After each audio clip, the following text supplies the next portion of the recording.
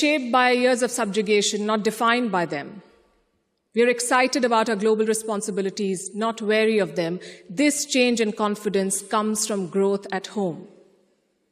Which brings me to the numbers. I'll start with India's welfare state system and how it has fared in the past decade. 110 million new gas connections, 470 million bank accounts, 220 million insurance beneficiaries. And to be fair, the welfare concept is not new to India. It's been there for a while. What's new is the approach. It's not just about putting more money in the pocket, it's about empowering people. And the result, once again, the evidence shows in the numbers. India's per capita income has gone from 86,000 rupees in 2014 to 172,000 rupees now. It has doubled. And a big reason for that is the falling inflation, from more than 8% 9 years back to less than 6% today. And this, ladies and gentlemen, is in the middle of a global cost of living crisis. Foreign direct investment is at its highest level. Foreign trade is at its highest level. The growth mantra is connectivity. And I don't have to tell the British that. First thing you did in your colonies was build roads and railways. Our growth story has been about two Indias. The urban India, the bustling urban India, and a sluggish rural India. Today, we are trying to connect the two. We are building more than 38 kilometers of highway every day, which is 50% more than what it was 7 years ago. The number of airports has doubled since 2014. The total capacity at seaports has doubled. This connectivity is what is driving India forward. You mentioned GST. Our constitution calls India a union of all states, which is a great tribute to our diversity. But it also meant 28 different state economies, different taxes, different trade practices. This government tried to unify it to create a single Indian market. It took time, but the result is this today. Tax collection is at its highest ever. The number of taxpayers has doubled since 2017. I have a lot of data I could go on, but you get the drift. So now I'm going to talk about India's global position.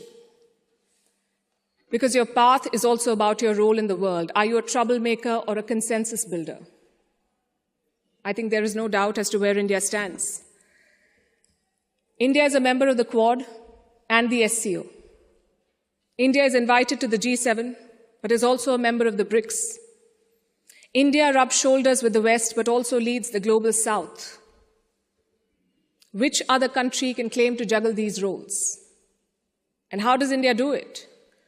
Because we are not trying to play an outsized role in the world, we are trying to play the right role. In the Russia-Ukraine war, India has not taken sides. And I know it confuses a lot of people here, but back home the thinking is very clear. It is not in our national interest to pick sides and make things worse. India has excellent relations with Russia and the West, and we want to preserve that. It's like when your two good friends fight. Do you pick sides and make things worse? Or do you try to talk sense to them and bridge the divide? I know what a good friend would do. I see what India is doing. India has always been, or always tried, to be a part of the solution, not the problem. Look at our neighborhood policy. When Sri Lanka was sinking, India provided assistance worth $4 billion, no strings attached, no grudges held, for Colombo's proximity with China. A lot of people say that India is losing control of South Asia. I say South Asia was never India's to control. New Delhi is building relations based on mutual respect and equality, and the results show beyond government interactions. Countries like Nepal and Bhutan are using India's online payment systems. Students from the neighborhood come to India for training, grants, and scholarships. This government has aced what we call Buddhist diplomacy. It is leveraging India's position as a cradle of Buddhism. All these initiatives have made India popular. The world stands with us against Chinese expansionism. The global South looks up to us for leadership. The global North looks up to us for partnership. I think that's the hallmark of great diplomacy and statecraft, when you're loved and respected in all quarters, more importantly, when you're trusted in all quarters. India repaid that trust during the COVID-19 pandemic. When the world forgot about morals and globalization, India sent 24 crore vaccines to 100 countries. And you saw the result of that in Papua New Guinea. When Prime Minister Modi landed there, their Prime Minister touched his feet. This was not a personal gesture to a leader. This was a vote of thanks to the entire country. Let's talk about domestic affairs. Kashmir was brought up. This government abrogated Article 370. Today, Kashmir's economy is doing much better. 1.8 crore tourists visited the valley in the last year. That's the highest ever in Indian history, 1.8 crore. Kashmir is getting its first ever foreign direct investment, and that too from a company in the UAE. But since this is Kashmir, let's not limit ourselves to finances. Let's talk about security. Terror attacks in the valley have almost halved in the last few years. The numbers are staring in your face. Security is better, economy is better, Kashmir is better. Plus, we have corrected a historical wrong imposed on India. Let me also address something else that was raised by the opposite side, and that is religious intolerance. It's easy to quote anecdotal evidence and paint an entire country as intolerant. But random elements and sporadic incidents do not speak for India or its leadership or its government. Only policies do, and I'll tell you about those policies. More Muslim students got scholarships in Modi's first term than the previous government. I'm talking about 2 million more Muslim students. If the idea was to marginalize them, why give them more scholarships? Look at the government's Hajj policy. Prime Minister Modi held personal talks with the Saudi regime to increase India's Hajj quota. In 2014, it was 136,000. By 2019, it was more than 200,000. Again, if the idea was to marginalize Muslims, why increase the Hajj quota? This government abolished triple talaq. Would you call it reform or repression? Let me also tell you what a Pew study found in 2021. It runs counter to every argument that will be made here tonight. It found that 89% of all Muslims and Christians in India say they're free to practice their religion. I'll repeat, 89% of all surveyed Muslims and Christians, but no, let's build on perceptions and anecdotes, not on facts.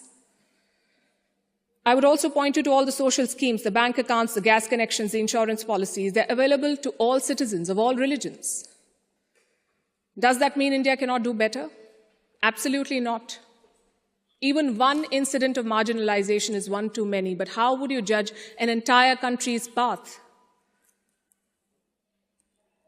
In fact, it struck me when I was invited for this event, why would Oxford University be interested in debating the path of Modi's India? Because India has defied Western predictions. It's the world's largest democracy charting its own course. India today has shed the burden of trying to comply with Western constructs. No amount of lecturing or virtue signaling is shaking India's confidence, and that is what unsettles critics. There are hit-and-run experts with no accountability who make pronouncements based on their political leanings to create an anti-India narrative. GDP growth won't touch 5%. There was corruption in the Rafale deal. The government was snooping in opposition parties using Pegasus. All of these make for juicy headlines. And they make it look like everything is wrong in India. But when a Supreme Court investigation finds no wrongdoing, when India's growth crosses 7%, who is questioning these experts? When an 85% Hindu-majority Karnataka votes out the BJP, is the West then lauding India's secular credentials? You see, to judge a country's path, you have to be able to separate agenda-driven narrative from facts. In conclusion, let me say this. For any country in the world, there is always a wrong path. Enough dictators and autocrats have shown us, but there is no single right path. Britain has its own right path. India has its own right path. As long as democracy is respected, as long as the Constitution is respected, I would say to each their own. It is wrong to judge one country on the parameters of another. And that has been the beauty of India since 2014.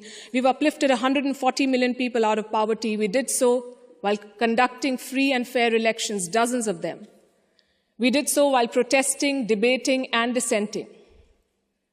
And finally, I think the hallmark of a right direction is also public approval. Do the people think you're on the right path? The people of India answered that question in 2019. Thank you. you.